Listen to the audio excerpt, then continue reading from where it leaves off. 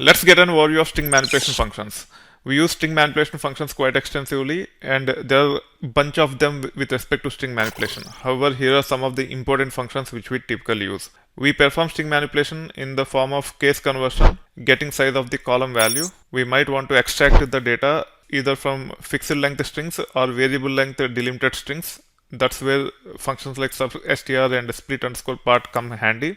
We also trim and pad characters from the strings. That's where the trim functions and pad functions comes into picture. We can reverse the strings. We can also concatenate the strings both by using functions such as concat underscore ws, as well as operators such as double pipe.